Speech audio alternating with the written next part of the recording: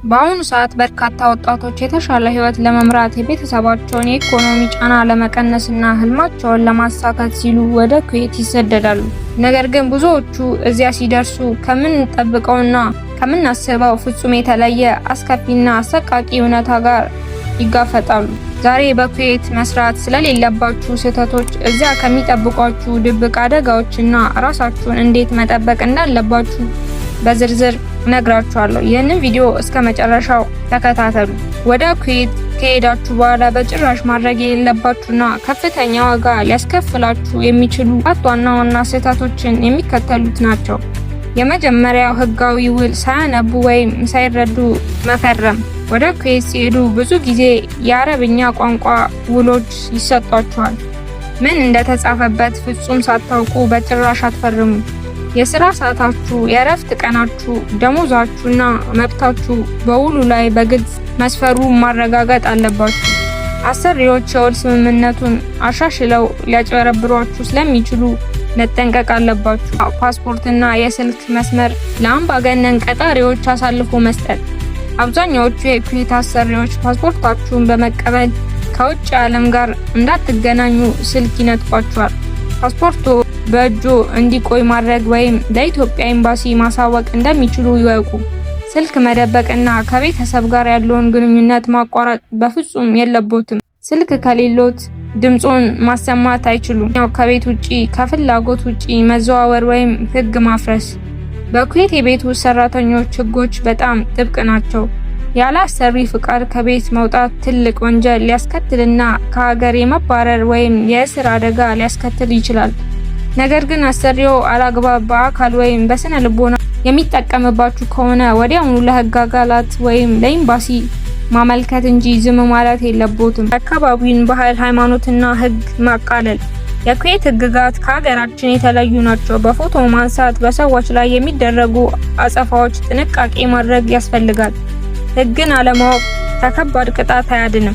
ገንዘብን ያለ አግባብ መበተንና ቁጣቢ ያለመሆን። ወደ ኩዌት የሚሄዱት ለስራና ለቤተሰብ ድጋፍ እንጂ ለመዝናኛ አይደለም። የሚሰሩትን ጠንክሮ በመስራት የሚገኘውን ገቢ በትክክል መቆጠብና ለወደፊት ህይወት ማዘጋጀት ይገባል። ከማያውቁት ሰው ጋር ሚስጥር መለዋወጥና አዳዲስ ጓደኞችን መያዝ ጥሩ ቢሆንም የቤተሰቡንና የገንዘብ ሁኔታውን እንዲሁም የግል ሚስጥሮችን ለሁሉም ሰው አለማካፈል ብልህነት ነው። አልኮል መጠጣት፣ ይዞ መገኘትና ንግድ ማድረግ ፍጹም የተከለከለ ነው። የኩዌት ህግ ከአልኮል ጋር በተያያዙ ጉዳዮች ላይ እጅግ ከባድ አቋም አለው። ከሌሎች አጎራባች ሀገራት በተለየ መልኩ ኩዌት ውስጥ ፍቃድ ባላቸው ሆቴሎች፣ ክለቦች ወይም ማህበራዊ ክበቦች ውስጥ እንኳን አልኮል ማግኘት ወይም መሸጥ ፍጹም የተከለከለ ነው። ማንኛውም ግለሰብ አልኮል ጠጥቶ በህዝብ ቦታ መገኘት፣ መምራት፣ ማስገባት ወይም መሸጥ በህግ ያስቀጣል። ይህንን ህግ የጣሰ አካል ከባድ የእስር ጊዜ፣ ከፍተኛ የገንዘብ ቅጣትና ከሀገር ወዲያውኑ የመባረር ቅጣት ይጣልበታል። በረመዳን ወር በቀን በህዝብ ፊት መብላት፣ መጠጣትና ማጨስ የተከለከለ ነው። የረመዳን ወር በኩዌት ውስጥ በታላቅ ሃይማኖታዊ ክብርና ድምቀት የሚከበርበት ወቅት ነው። ሙስሊምም ሆኑ ሙስሊም ያልሆኑ ሰዎች በህዝብ ፊት መብላት፣ መጠጣት፣ ውሃን ጨምሮና ማጨስ በህግ የተከለከለ ነው። በመንገድ ላይ መናፈሻዎች ውስጥ ወይም በገበያ ማዕከላት ውስጥ መሳሳም፣ መተቃቀፍ ወይም ከመጠን ያለፈ የፍቅር ስሜት ማሳየት በህብረተሰቡ ዘንድ ተቀባይነት የሌለውና በህግ የሚያስቀጣ ድርጊት ነው። የፎቶግራፍና የቪዲዮ ቀረጻ ገደቦች። መንግስታዊና ወታደራዊ ቦታዎች። በኩዌት ውስጥ በማንኛውም ቦታ ካሜራ ማዞር ወይም ፎቶ ማንሳት ፈጽሞ የተፈቀደ አይደለም። እንደ የመንግስት ህንጻዎች፣ ሚኒስቴር መስሪያ ቤቶች፣ ፖሊስ ጣቢያዎች፣ ወታደራዊ ካምፖችና የፔትሮሊየም ማጣሪያ ፋብሪካዎች ያሉ ስትራቴጂካዊ ቦታዎችን ፎቶ ማንሳት ወይም ቪዲዮ መቅረጽ ጥብቅ ክልከላ አለበት። የኩዌት ዜጎችን ያለ ፈቃዳቸው ፎቶ ማንሳት ከባድ ወንጀል ተደርጎ ይወሰዳል። ምንም እንኳን ኩዌት ዘመናዊ መዋቅር ያላት ሀገር ቢሆንም የህዝብ ቦታዎች ላይ የሚደረግ አለባበስ የሀገሪቱን እስላማዊ ባህል ማክበር አለበት። ሴቶች ትከሻቸውን፣ ክንዳቸውንና ጉልበታቸውን የሚሸፍኑ ልብሶችን እንዲለብሱ ይመከራል። እጅግ አጫጭር ልብሶች፣ አጭር ሾርቶች ወይም ሰውነትን የሚያሳዩ ጥብቅ ልብሶችን በገበያ ማዕከላትና በሰራተኞች ተቋማት ውስጥ መልበስ ተቀባይነት የለውም። ወንዶችም ቢሆኑ ሱሪ ሳይሆን አጫጭር ሾርቶችን ብቻ ለብሰው መንቀሳቀስ የለባቸው። አግባብነት የሌላቸው የእጅ ምልክቶችና ስድቦች በኩዌት ውስጥ በንግግርም ሆነ በአካል በሚደረጉ ምልክቶች ሌሎችን ማሰናከል ከባድ ህጋዊ ክስ ሊያስከትል ይችላል። በማንኛውም የመንገድ ላይ ክርክር ወይም አለመግባባት ወቅት መካከለኛ ጣት ማሳየት፣ አጸያፊ የእጅ ምልክቶችን መጠቀም ወይም ማላገጥ በህግ ያስቀጣል። በተለይም የሀገሪቱን ህግ አስከባሪዎች ፖሊሶች መሳደብ ወይም ትዕዛዛቸውን አለማክበር ወዲያውኑ ወደ እስር ሊወስድ የሚችል ከባድ ጥፋት ነው። ኩዌት ከአደንዛዥ ዕፅ ጋር በተያያዙ ወንጀሎች ላይ እጅግ ከባድና አፋጣኝ ፍርድ የሚሰጥባቸው ሀገራት አንዷ ናት። ማሪዋናና ኮኬን፣ ሄሮይንና ሌሎችን ህገወጥ አደንዛዥ ዕፆችን ይዞ መገኘት፣ መጠቀም ወይም ማዘዋወር እስከ ሞት ቅጣት ወይም የእድሜ ልክ እስራት ሊያስከትል ይችላል።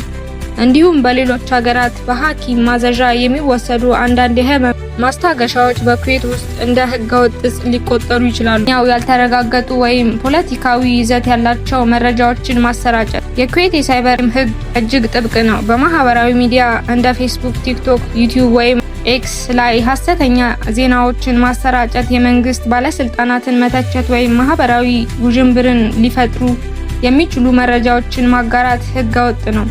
ስለ ሀገሪቱ ፖለቲካዊ ስርዓት ወይም ንጉሳዊ አስተዳደር አሉታዊ አስተያየት መስጠት ከባድ የህግ ተጠያቂነትን ያስከትላል። በንግድ ስራና ውል ስምምነቶች ውስጥ ጥንቃቄ ማጣት። በኩዌት ውስጥ የንግድ ስራ ለመስራት ወይም በኩባንያዎች ውስጥ ለመቀጠር የተወሰኑ ህጋዊ ስርዓቶችን ማክበር ይገባል። ያለ ስራ ፍቃድ በድብቅ መስራት ህገወጥ ነው። የንግድ ውሎችን ሳይረዱ ወይም ፍቃድ ሳይኖራቸው ንግድ መጀመር ንብረት መወረስና ከሀገር መባረርን ያስከትላል። በፈረንጆች ቅዳሜና እሁድ የእረፍት ቀናት የስራ መርሃ ግብሮችን ችላ ማለት። በኩዌት የስራ ሳምንት ከእሁድ እስከ ሐሙስ ያለው ሲሆን የቅዳሜና የእሁድ ቀናት እንደ ምዕራባዊው ዓለም የእረፍት ቀናት አይደሉም። የመንግስት መስሪያ ቤቶችና የባንክ ስራዎች የሚከናወኑት በእነዚህ ቀናት። ስለ ስራዎችና ቀጠሮዎችን በዚሁ መሰረት ማስተካከል አስፈላጊ ነው። የሀገሪቱ የስራ ቀናት ስርዓት ባለማወቅ የሚፈጠሩ መዘግየቶችን የንግድ ስራዎችን ሊጎዱ ይችላሉ። የመንገድ ላይ የፍጥነት ገደቦችና የትራፊክ ህጎችን መጣስ። የኩዌት መንገዶች ዘመናዊ ቢሆኑም የትራፊክ ደንቦች ግን በጥብቅ ይተገበራሉ። በማሽከርከር ወቅት ስልክ መጠቀም፣ የደህንነት ቀበቶ አለማሰርና የፍጥነት ገደቦችን ማለት በከፍተኛ የካሜራ ስርዓት ቁጥጥር ይደረግባቸዋል። የቅጣት መጠኖቹ እጅግ ውድ ሲሆኑ ተደጋጋሚ የመንጃ ፍቃድ መወረስና ወደ ፍርድ ቤት ማቅረብ ሊያስከትል ይችላል። በመንግስት ተቋማት ውስጥ ተገቢ ያልሆነ ባህሪ ማሳየት። በኩዌት ውስጥ የሚገኙ የፓስፖርት፣ የጤና ወይም ሌሎች መንግስታዊ ቢሮዎች ሰራተኞችን መተቸት፣ ድምጽ ከፍ አድርጎ መናገር ወይም ትዕግስት ማጣት ህገወጥና ወንጀል ተደርጎ ይወሰዳል። ማንኛውንም አይነት አለመግባባት በሰላማዊ መንገድ መያዝና የባለስልጣናትን ትዕዛዝ ማክበር ግዴታ ነው። በህዝብ ቦታዎች ላይ ቆሻሻ መጣል ወይም አካባቢ ማበላሸት። ኩዌት ንጽህናን የሚወድና ጥብቅ የከተማ አስተዳደር ደንቦች ያሉት ሀገር ናት። በመናፈሻዎች ወይም በባህር ዳርቻዎች ላይ ፕላስቲኮችን ወይም ቆሻሻዎችን መጣል ከፍተኛ የገንዘብ ቅጣት ያስከትላል። የአካባቢ ጥበቃ ህጎች በከተማው ውስጥ በሰዎች ላይ ጥብቅ ቁጥጥር የሚደረግባቸው ናቸው። ያለ ፍቃድ የገጽታ፣ የድምጽ ወይም የህዝብ ስብሰባ ቀረጻ ማድረግ። በኩዌት ውስጥ በግልም ሆነ በይፋዊ ስብሰባዎች ላይ የሚገኙ ሰዎችን ያለ ፍቃድ ቪዲዮ መቅረጽ ወይም ፎቶ አንስቶ ሶሻል ሚዲያ ላይ መልቀቅ የግል ህይወትን በመጣስ ህግ ያስቀጣል። በተለይ በሰርግ ወይም በባህላዊ ስብሰባዎች ላይ የሰዎችን ምስል ያለ ፍቃድ ማጋራት ክስ ሊያስከትል ይችላል። የንግድ ምልክቶችንና የቅጂ መብትን መጣስ። የውሸት ምርቶችን መግዛት ወይም ማሰራጨት በኩዌት ውስጥ ትልቅ ወንጀል ነው። ዓለም አቀፍ የንግድ ምልክቶችን ያለ ፍቃድ መኮረጅ ወይም መጠቀም በንግድ ሚኒስቴር ጥብቅ ቁጥጥር የሚደረግበት ሲሆን ዕቃዎችን መውረስና እስከ እስራት የሚደርስ ቅጣት ያስከትላል። የስራ ቦታን ያለ ቅድመ ማስታወቂያ ወይም ህጋዊ ውል መልቀቅ። በኩዌት የስራ ሰዓት ካፍላ ሲስተም ወይም የውል ስምምነት መሰረት ሰራተኞች ያለ አበል ወይም ያለ ፍቃድ ስራቸውን ጥለው መሄድ ህገወጥ ነው። ተቀጣሪ ጋር የተደረጉ ውሎችን ማክበርና ህጋዊ የስራ መልቀቂያ ሂደቶችን መከተል ግዴታ ነው። የጉዞ እገዳ ሊጣልቦ ይችላል። በኩዌት ውስጥ ያለ መንግስት ፍቃድ ገንዘብ ማሰባሰብ፣ በጎ አድራጎት ማደራጀት ወይም በጎዳናዎች ላይ ልመና ማካሄድ ፍጹም የተከለከለ ነው። የበጎ አድራጎት ስራዎች በመንግስት ቁጥጥር ስር ባሉ ተቋማት በኩል ብቻ መከናወን አለባቸው፣ አለበለዚያ ህገወጥ የገንዘብ ዝውውር ተብሎ ይጠረጠራል። የኩዌት ብሔራዊ ባንዲራ የሀገሪቱ መሪዎችና ብሔራዊ ምልክቶችን ከፍተኛ ክብር የሚሰጣቸው ናቸው። በማንኛውም ሚዲያ የንግግር ወቅት ውስጥ እነዚህ ምልክቶች መሳደብ፣ ማውረድ ወይም ንቀት ማሳየት ከሀገር የመባረርና የረጅም ጊዜ የእስር ቅጣት የሚያስከትል ወንጀል ነው።